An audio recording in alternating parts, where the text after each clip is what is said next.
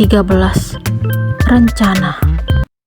Aku tidak bermaksud untuk tidak percaya kepada Mas Fandi, tetapi cara yang dia lakukan menurutku salah. Walaupun dia mengaku kalau dirinya lebih baik langsung bertemu dengan Mbak Sandra, tetapi hal itu tetap membuatku menaruh curiga. Bagaimana caranya agar aku menemukan jawaban yang lebih masuk akal dari Mas Fandi? Sepertinya dia tetap tidak ingin memberikan alasan lain. Saat aku kembali bertanya, dia justru menunjukkan perubahan di wajahnya. Dia tampak gugup dan bersikap tidak seperti biasanya. Kenapa dia harus menunjukkan reaksi seperti itu? Jika memang tidak ada sesuatu hal yang disembunyikan dariku, apa sebaiknya aku mencari tahu sendiri kenapa Mas Fandi bertemu Mbak Sandra? Tadi Papa udah jelasin semuanya. Harusnya Mama ngerti. Mas Fandi seolah-olah menghindar. Baiklah, aku tidak perlu bertanya lagi. Ya udah, kita istirahat sekarang. Aku tidak ingin berdebat dengannya. Aku pun memilih memunggunginya untuk menunjukkan kalau aku sedang tidak baik-baik saja setelah mendengar jawabannya. Mama gak percaya sama Papa. Dia memegang lenganku. Apa alasan Mama untuk tidak percaya sama Papa? Bukankah selama ini Papa selalu jujur? Aku pun memilih kembali menghadap ke arahnya. Setelah aku mengucapkan kalimat itu, dia justru tidak mengeluarkan respon sama sekali. Dia hanya memelukku, seperti biasanya, saat kami akan menuju alam mimpi. Sebenarnya, aku kecewa melihat sikapnya. Akan tetapi, aku tidak ingin dianggap sebagai istri yang terlalu menyudutkan suami. Apalagi permasalahan yang terjadi saat ini karena Mbak Sandra. Entah cara apa yang wanita itu lakukan hingga membuat Mas Fandi bersedia bertemu dengannya. Ini untuk pertama kali aku akan mencari tahu solusi atas apa yang terjadi dalam hubunganku dan Mas Fandi. Selama ini, jika aku mengalami suatu masalah, Mas Fandi selalu memiliki cara untuk menyelesaikannya. Terus terang, aku sedih karena saat ini Mas Fandi tidak berada di pihakku. Dia tetap menganggap pertemuannya dengan Mbak Sandra sebagai cara terbaik untuk melindungiku dan Ratu. Aku bisa apa jika dia berpikiran seperti itu? Beberapa bulan berlalu, aku belum berhasil mencari tahu kedekatan Mas Fandi dan Mbak Sandra. Namun satu hal yang tetap tidak berubah. Mbak Sandra masih saja dengan sikapnya. Dia sama sekali tidak berubah, walaupun Mas Fandi telah mengingatkan dirinya. Seperti kemarin, dia kembali memberikan tuduhan kepada Ratu. Dia dengan seenaknya mengatakan Ratu membawa pengaruh buruk terhadap Revan. Menurutnya, anak bungsunya itu selalu membela Ratu jika diingatkan untuk menjaga jarak. Sebagai seorang ibu, sangat jelas kalau aku tidak setuju dengan tuduhan Mbak Sandra. Aku justru dengan semangat mengatakan kalau Revan terlalu berharap kepada Ratu. Jadi, aku menyadarkan Mbak Sandra kalau anaknya yang telah mengejar-ngejar anakku, bukan sebaliknya. Pikiran Revan pasti udah dicuci sama Ratu. Mbak Sandra tetap saja menyalahkan anakku. Jangan asal nuduh, Mbak. Coba Mbak tanya Revan. Dasar dianya aja yang cinta mati sama anakku. Terlalu pede banget kamu, Bel. Kamu pikir Ratu itu satu-satunya gadis cantik yang dekat dengan Revan? Aku bisa carikan yang lebih dari dia. Mbak Sandra tetap tidak terima kalau anaknya yang lebih mengharapkan anakku. Silakan, Mbak. Itu justru lebih baik. Aku gak perlu mengingatkan Ratu untuk jaga jarak dengan Revan. Aku juga lelah melihat usaha Revan yang gak terima pisah dengan Ratu. Jadi, sebaiknya Mbak segera mencarikan gadis lain untuknya. Aku sangat bersyukur jika Revan benar-benar bersedia memutuskan hubungannya dengan Ratu. Lihat saja nanti, aku akan memperkenalkan gadis yang jauh lebih cantik dari Ratu sebagai pasangan Revan. Mbak Sandra menunjukkan wajah serius. Dengan senang hati, Mbak. Aku tunggu. Aku memberikan balasan dengan santai. Saat aku menyampaikan hal tersebut kepada Ratu, dia tidak memberikan respon sama sekali.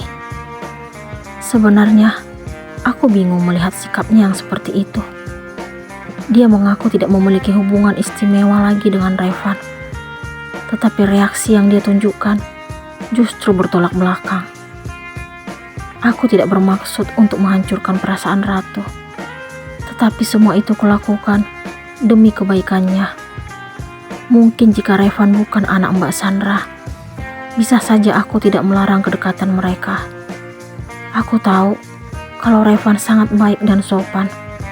Sifat maminya tidak diwariskan kepadanya. Mah, malam ini Ratu mau ke rumah Cinta. Dia ulang tahun. Ratu menghampiriku yang sedang duduk bersantai di ruang TV. Cinta yang sering main ke sini. Aku ingin memastikan nama yang dia sebutkan tadi. Iya, Mah. Dia teman sebangku Ratu. Tapi perginya nggak sama Revan kan? Enggak, Mah. Tapi Ratu nggak tahu apakah Revan diundang atau tidak. Karena mereka kan satu kelas waktu SMP. Penuturan Ratu membuatku was-was. Mama nggak mau kalau kamu ketemu dia di sana. Mama kenapa sih? Benci banget sama Revan.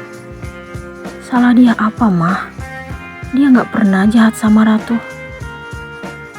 Mama akan lebih senang kalau dia membencimu. Jadi, Mama gak perlu khawatir dengan kedekatan kalian. Mama ubah aja cinta Revan menjadi benci. Aku sangat tahu arah pembicaraan Ratu.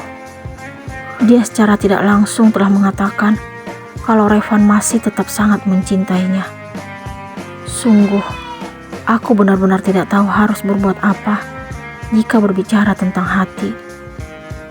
Akhirnya, aku pun menyetujui keinginan Ratu untuk menghadiri acara ulang tahun sahabatnya. Walaupun aku tahu kalau anakku itu juga memiliki perasaan yang sama dengan Revan, tetapi aku tetap menginginkan dirinya untuk menjaga jarak. Hari ini, aku dikagetkan dengan kabar menggemparkan dari Mbak Dewi tentang keluarga Mbak Sandra. Ternyata tetanggaku itu membeli mobil baru dari hasil menggadaikan sertifikat rumahnya. Paling parahnya lagi, hampir 4 bulan lamanya angsuran menunggak. Serius, Mbak? Aku masih belum percaya sepenuhnya dengan apa yang keluar dari bibir Mbak Dewi. Serius, Bel? Untuk apa aku bohong? Wajah Mbak Dewi tampak serius.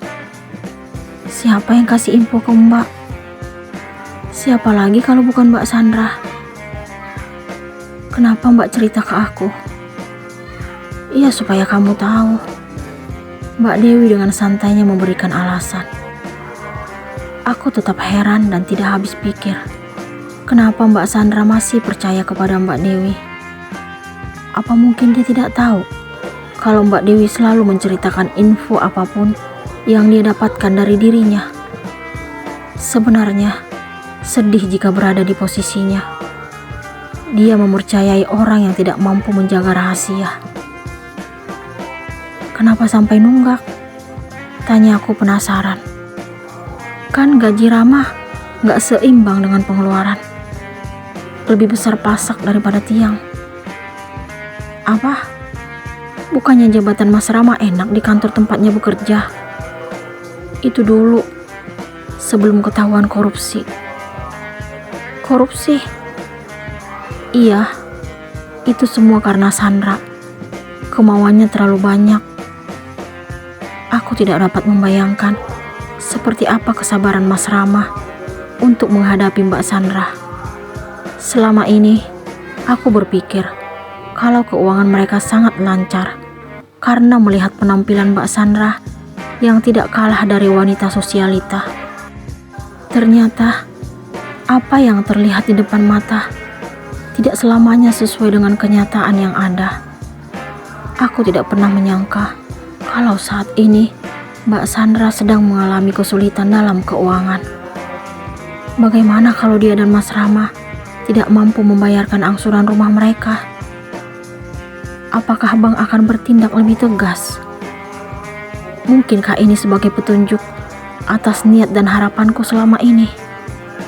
Aku dan Mas Fandi ingin memiliki rumah yang lebih luas. Kenapa aku berpikir terlalu jauh?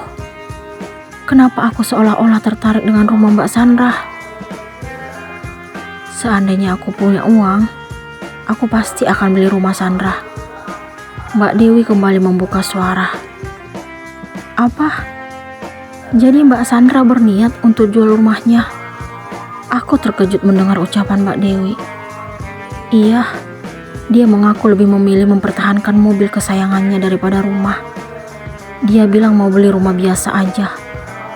Wow, Mbak Sandra benar-benar berubah. Dulu, dia selalu ngingetin aku untuk renovasi rumah. Katanya dia nggak akan betah tinggal di rumah kecil dan biasa saja. Aku mengingat apa yang sering Mbak Sandra katakan dulu. Dulu dan sekarang kan udah beda. Sekarang tujuan utamanya ingin lepas dari utang. Kalau aku dan Mas Fandi yang beli rumahnya, gimana? Aku ingin tahu reaksi Mbak Dewi. Serius, Bel? Nanti aku langsung bilang ke Sandra. Lagipun, aku dapat persenan kalau rumahnya terjual. Apakah Sandra bersedia menjual rumahnya kepada Bella?